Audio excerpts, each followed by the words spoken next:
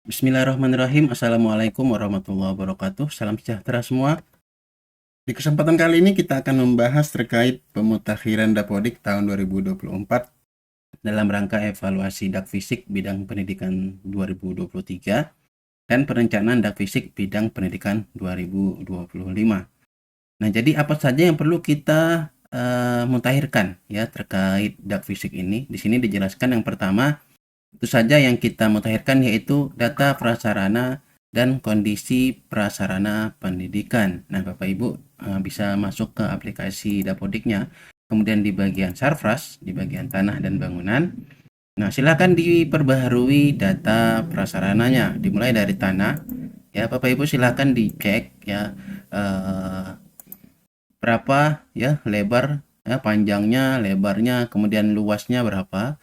Kemudian luas lahan tersedia berapa? Ya, ini luas lahan tersedia ini artinya luas lahan yang siap dibangun.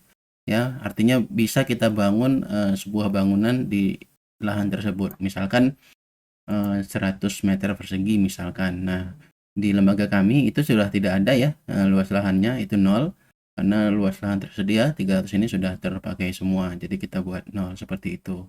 Jadi ini silahkan dilihat ya untuk lembaganya masing-masing dan silahkan dikoordinasikan ya dengan mungkin ya yayasannya atau dengan yang lain yang mengerti terkait tanah yang tersedia di lembaganya. Kemudian setelah itu ya setelah tanahnya maka adalah kondisi bangunannya di sini ya. Bangunannya silahkan diisi di bagian ini. Untuk bangunan sendiri Bapak Ibu jika jika memiliki terdiri dari berapa bangunan, misalnya bangunan 1, bangunan 2, bangunan 3 dan seterusnya itu silahkan diisi semua ya. Nah, satu bangunan itu dikatakan satu bangunan jika pondasinya menjadi satu ya. Tapi misalkan hanya kanopi atau tutup atapnya saja yang jadi satu tapi pondasinya tidak, itu tidak bisa dikatakan satu bangunan ya. Jadi ini harus Bapak Ibu pelajari lagi ya, dicek lagi apakah di sekolahnya itu, ya di lembaganya itu berapa bangunan yang ada. Nah, selain bangunan yang terdiri dari ruang kelas dan kamar mandi dan lain sebagainya, di situ juga ada lapangan ya. Jenis prasarananya juga ada ini tempat ibadah juga ini bangunan tersendiri.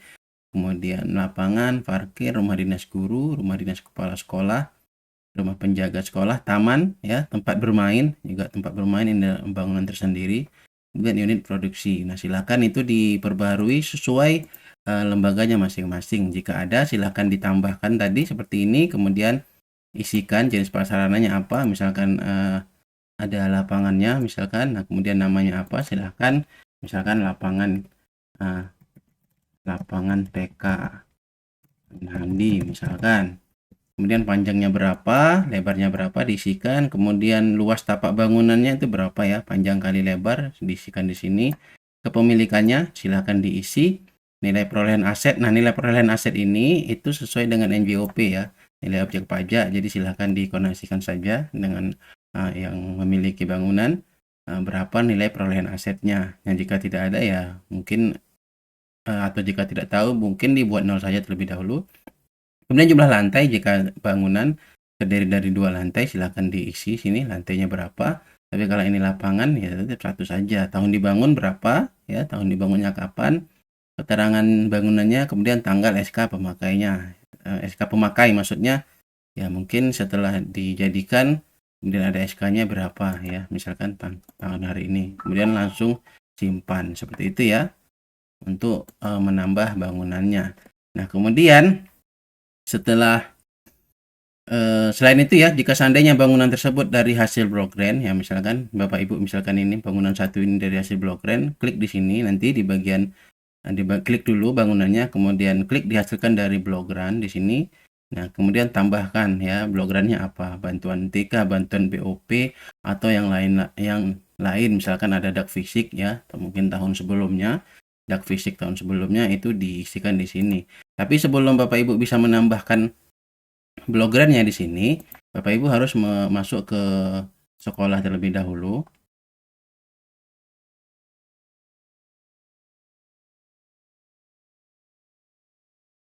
Kemudian di bagian Blogran di sini. Nah, di Blogran ini Bapak Ibu isikan ya. Tambahkan Blogrannya apa, misalkan dak fisik, misalkan tahun berapa, sumber dananya apa, jenis bantuannya, kemudian pembentukan dananya untuk apa, kemudian besaran bantuannya, silahkan diisi seperti itu. Nah, setelah diisi baru nanti Bapak Ibu bisa mengisi di sini, dihasilkan dari Blogran, tambah ya. Kemudian masukkan sesuai yang tadi kita isikan, misalkan ini sebagai contoh. Nah, kemudian langsung simpan seperti itu ya. Jika seandainya bangunannya dihasilkan dari Blogran. Nah, jika sudah selesai, nah untuk kondisi bangunan, Bapak Ibu nanti bisa mengisinya melalui SP Datadik. Nah, jika seandainya Bapak Ibu sudah melakukan sinkronisasi, nanti Bapak Ibu masuk ke SP Datadik. Ketik saja SP Datadik di sini. Kemudian kita pilih yang ini.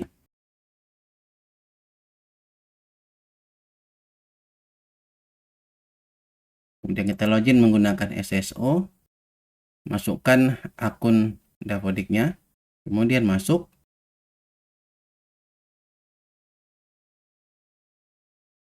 Kemudian kita ke bagian Sarpras. Kemudian ke bangunan. Nah, di sini silakan Bapak Ibu klik kondisinya. Ya, misalkan klik kondisinya, kemudian isikan kondisinya berapa persen.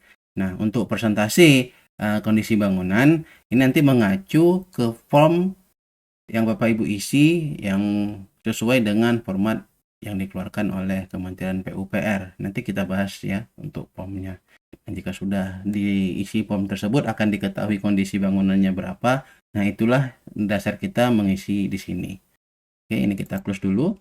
Kita kembali ke sini. Nah, setelah semua dilakukan ya Bapak Ibu, lalu lanjut ke data sarananya. Nah, itu yang kita mutakhirkan.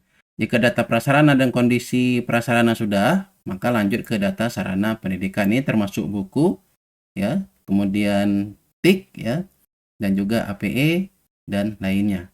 Nah, jadi di sini setelah tanah dan bangunan, maka Bapak Ibu cek juga di bagian ruang ya.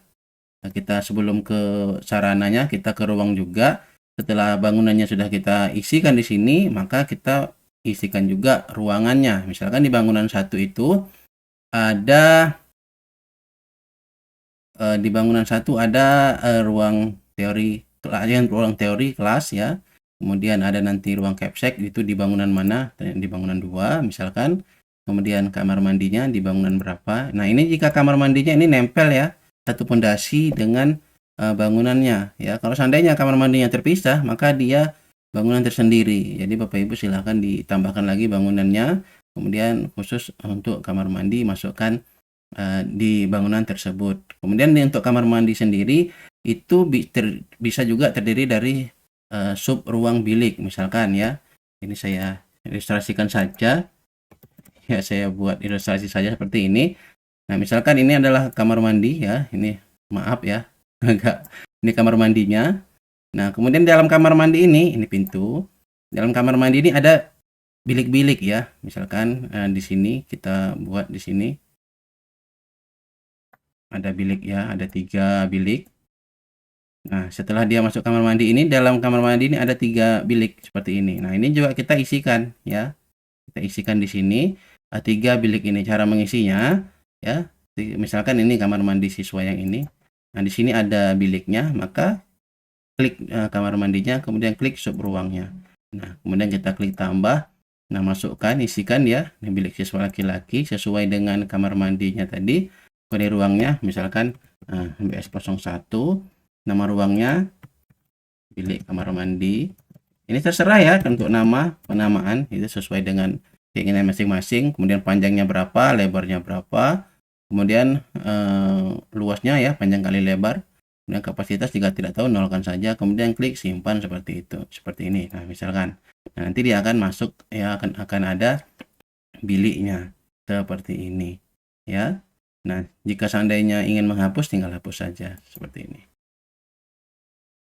Nah, nanti karena tidak ada alatnya, yang belum ada prasarananya, tinggal hapus. Nah, seperti itu ya cara untuk menambahkan biliknya. Untuk tutorial lengkap, Bapak Ibu juga bisa melihat di tutorial saya sebelumnya ya untuk penginputan kamar mandi. Kemudian ruang penunjang ini bisa terdiri dari perpustakaan, kemudian ruang UKS, ruang TU dan lain-lain sebagainya ya. Bapak Ibu silakan klik tambah jika memang ada. Nah, di sini silakan disesuaikan apakah kantin, gudang dan lain sebagainya. Itu adalah ruang penunjang. Jika memang ada, jika tidak ya jangan diada-adakan. Jadi isikan sesuai dengan real yang ada di lembaga Bapak Ibu masing-masing. Nah, setelah prasarana yaitu tanah, bangunan, dan ruang, maka yaitu sarananya. Untuk sarana itu termasuk buku, alat tik, kemudian alat APE yaitu juga termasuk. Nah, untuk mengisinya Bapak Ibu silahkan pilih ruang di sini, misalkan ruang teori kelas A1. Nah, apa saja yang ada dalam ruang A1 tersebut. Nah, Bapak Ibu silahkan diisikan ya, tinggal klik tambah nanti di sini. Ini sarananya apa ya? Misalkan APE, ayunan misalkan. Nah, di sini ada permainan luar ya, bak, pasir, papan, titian, perosotan, ayunan. Nah, tapi kalau ayunan nggak mungkin di dalam ya. Jadi karena ini permainan luar, biasanya ini di mungkin di tempat bermain ya, atau di tempat yang kosong ya. Ruangnya ini udah read only, namanya diisikan misalkan ayunan, spesifikasinya jika tidak tahu kosongkan saja, kepemilikannya apakah milik atau sewa, pinjam atau bukan milik. Jika pinjam, maka di sini siapa yang meminjamkan, dia akan masuk ke sini sesuai dengan yang terdaftar di Dapodik ya. Jadi kita sekarang ini milik sekolah, milik, kemudian simpan. Seperti itu cara menambahkan alat ya atau sarana di setiap ruang. Nah, jika seandainya ruangannya tidak ada, itu biasanya langsung masuk di mana ya, kita coba cek dulu. Nah, sini ruang di alat di luar ruangan. Nah, ya di sini jika tidak ada memiliki ruang seperti tadi ya, ayunan, jungkat-jungkit, papan titian. Nah, itu kita inputkan di alat di luar ruangan. Kemudian jika ada angkutan silakan diisikan angkutannya sama ya, tambah jenis sarananya apa, di sekolah kah, mobil dan lain sebagainya. Kemudian namanya apa? Ya, nama ini sesuai dengan keinginan masing-masing, spesifikasinya silakan disesuaikan saja, misalkan bis jenis apa, ya, mereknya apa. Nah, kemudian nomor BPKB-nya jika ada, nomor polisinya, kemudian alamatnya diisikan, alamat sekolah, kepemilikannya apakah milik, pinjam atau lain sebagainya, kemudian simpan. Nah, setelah itu untuk buku, maka Bapak Ibu klik di sini buku. Nah, untuk mengisi buku ini kita klik ya supaya kelihatan. Bapak Ibu hanya bisa mengisi sesuai yang sudah terdaftar di sini ya. Jadi Bapak Ibu tidak bisa di luar ini, jadi harus yang terdaftar di sini. Misalkan Bapak Ibu punyanya ini ya, Aku Sayang Semuanya misalkan dari Gramedia Pustaka Utama di sini, ataupun seandainya ingin Bapak Ibu memiliki buku lain, coba dicari saja di sini, diklik di sini, cari ketik nama judulnya atau penerbit bukunya. Nah, nanti misalkan ya kita cek Gramedia, misalkan kita enter. Nah, inilah buku terbitan Gramedia. Bapak Ibu bisa cek di sini apakah ada atau tidak. Seandainya jika tidak ada, berarti Bapak Ibu nggak bisa importkan ya. Nah, misalkan yang ini, yang tadi Aku Sayang Semuanya, kita klik, kemudian klik sudah memiliki. Nah, untuk mata pelajaran apa? Misalkan akhlak, misalkan. Kemudian simpan.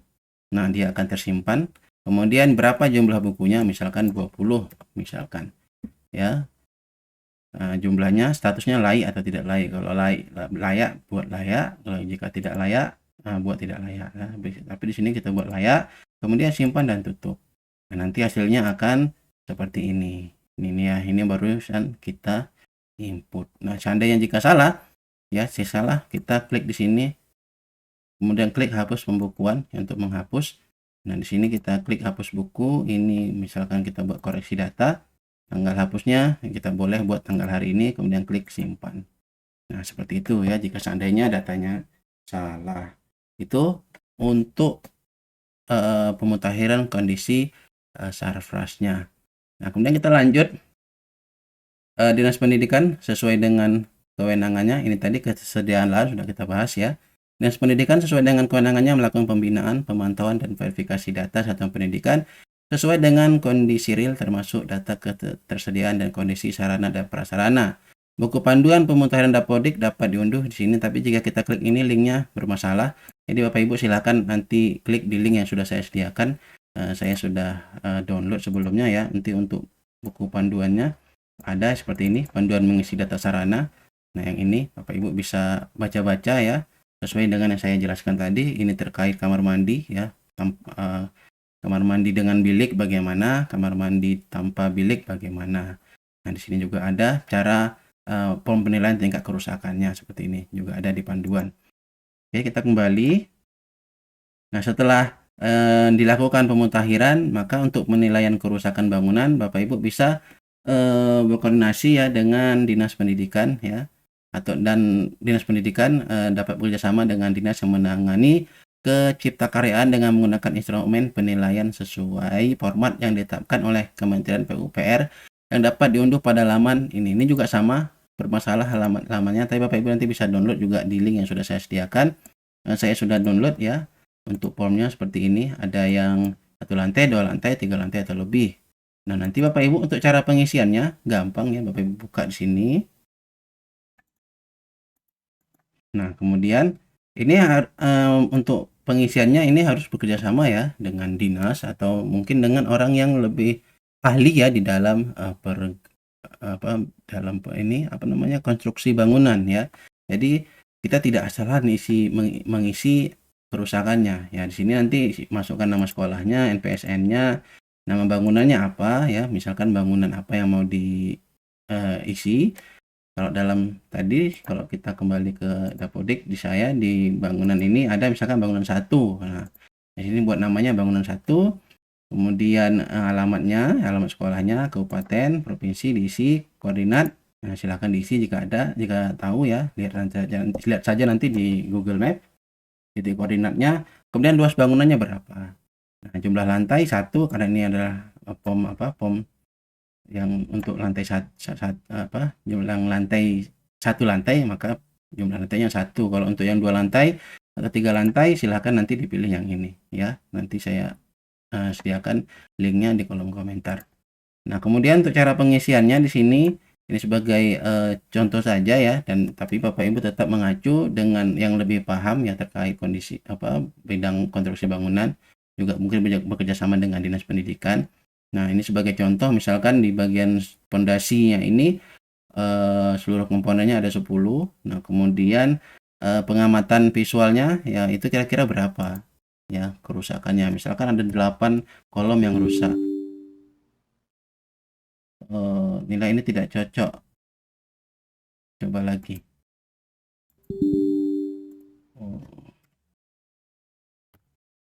Nggak bisa ya. Coba.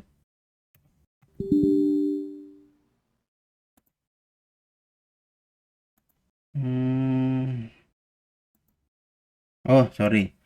Nah, nilainya ini berdasarkan pengamatan. Nah, sini tidak ada kerusakan atau ada kerusakan namun diindikasi tidak membahayakan. Nah, jadi isinya harus dipilih ya, nggak boleh kita ketik sendiri, tapi dipilih di sini. Nah, misalkan tidak ada kerusakan.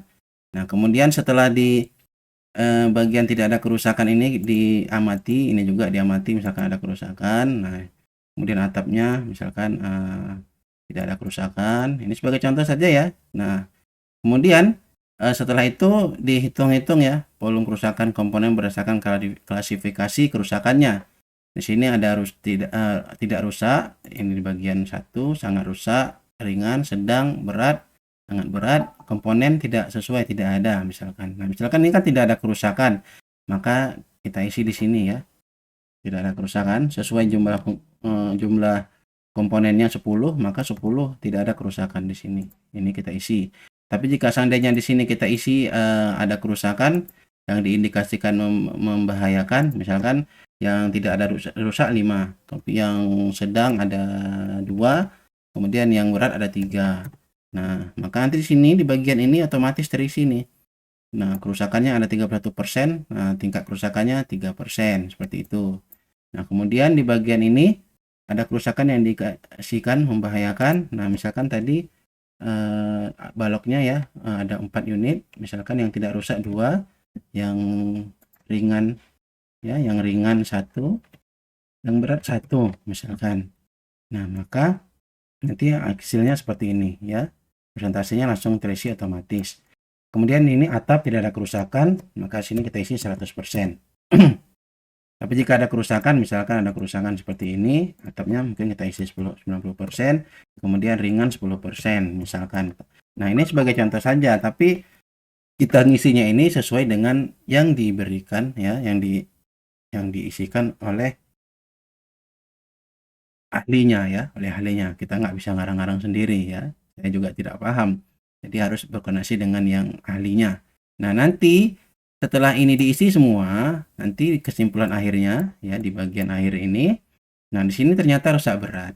Ya, ada rusak berat dengan total nilai kerusakan 5,45%.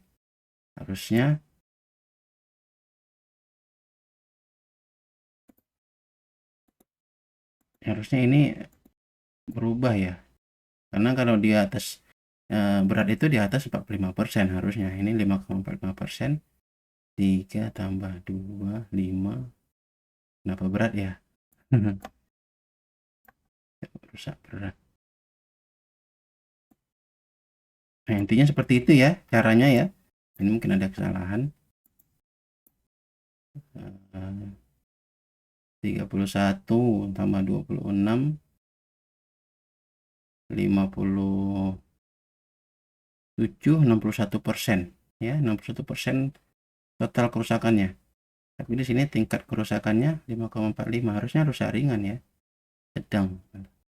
Ini nggak tahu saya apakah bermasalah atau tidak, tapi intinya seperti itu. Nah, nanti Bapak Ibu silahkan disesuaikan saja. Nah, kalau seandainya kita hapus, coba ini kita hapus ya. Kita hapus. Kerusakannya kita hapus. Apakah dia berubah? Nah, ini juga tetap ya, sama. Sepertinya ini bermasalah, coba kita jangan simpan, kita coba yang sorry. Kita coba yang ini ya.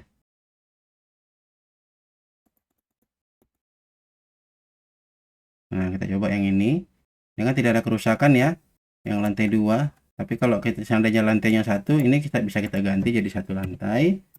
Nah, seperti ini. Kemudian tadi seperti ini kita isikan, misalkan ada kerusakan, ini ada kerusakan, yang ini tidak ada kerusakan, rusak berat ya di sini. Oh, dia pengamatannya rusak berat langsung. Dia sesuaikan dengan yang diamati ya. Tadi berarti yang tadi juga tidak ada masalah seharusnya. Coba kita cek. Kita ulangi ya. Ya, ternyata yang dicek itu sesuai pengamatannya ya. Pengamatannya ini rusak berat. Nah, kalau seandainya kita misalkan tidak ada kerusakan pengamatannya, nah dia cek kerusakan komponen lain. Nah, kita cek dari sini saja ya. Misalkan ini tadi 10, misalkan 8. Setelah ini kan secara visual saja, tapi setelah dicek secara komponen ternyata ada yang rusak. Misalkan berat ada 2. Kemudian di sini yang bagus hanya 1, rusak sangat ringan ada 1 misalkan. Ringan ada 1, mungkin sangat berat 1, seperti itu ya. Nah, jadi totalnya 4. Kemudian di sini setelah dicek yang rusak berat, rusak sedang itu ada 1 misalkan. Nah, ini sebagai contoh ya.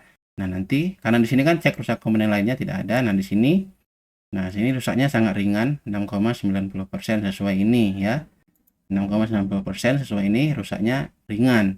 Nah, nanti di bagian ini, di bagian kondisi, itulah yang kita inputkan sesuai hasil akhir ya dari ini ya, dari form yang sudah kita isikan ini. Nah, perlu kita ketahui ini kan setiap bangunan memiliki ruangan masing-masing. Jadi yang kita ambil itu adalah ruangan yang paling berat rusaknya. Misalkan dalam satu bangunan itu ada 3 ruang. Ruang pertama, ruang kedua, ruang ketiga. Nah, di ruang pertama itu bagus, tidak ada masalah. Nah, ternyata di ruang kedua itu rusaknya banyak ya, misalkan 30%. Nah, jadi yang kita isi itu adalah yang 30%-nya, yang paling berat. Nah, seperti itu ya, cara mengisi form kerusakannya. Nah, untuk lebih jelasnya ya Bapak Ibu nanti baca di panduan di sini ya, di panduannya ini ada semua sudah dijelaskan. Silakan Bapak Ibu baca ya. Dibaca, kemudian nanti setelah dilakukan sinkronisasi dapodiknya, kemudian ini sudah diisi ya, sudah diisi, kemudian denahnya juga sudah Bapak isi ya, silakan diisi melalui sisipkan, kemudian ilustrasi silakan dipilih gambar, siapkan dari misalkan dari komputernya, dimasukkan, cari nanti gambarnya, kemudian sisipkan. Seperti itu, atur saja di sini. Kemudian nanti silakan ini ditandatangani dulu tim surveinya, menyetujui ya dinas kabupatennya, dinas PU kabupaten kota provinsi, kemudian mengetahui dinas pendidikan. Setelah ditandatangani semua ya, silakan di-scan. Kemudian Bapak Ibu input ya di bagian ini ya, berkas penilaian. Ya, di sini berkas penilaian, klik di sini nanti. Nah, masukkan dokumennya ya dalam bentuk PDF ya, yang sesuai ini tadi ya, sesuai form PUPR ini tadi ya. Dia harus PDF, nanti dimasukkan di sini, kemudian unggah. Nanti setelah Bapak Ibu unggah, dinas akan bisa melihat datanya itu melalui aplikasi Krishna ya. Harusnya muncul di aplikasi Krishna.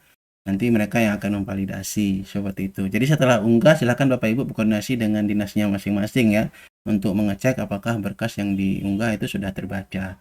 Oke, demikian ya bagaimana cara pemutakhiran data pokok pendidikan untuk evaluasi Dakfisik ya bidang pendidikan 2023 dan perencanaan Dakfisik bidang pendidikan 2025. Lebih kurang kami mohon maaf. Semoga bermanfaat. Jumpa lagi di video selanjutnya.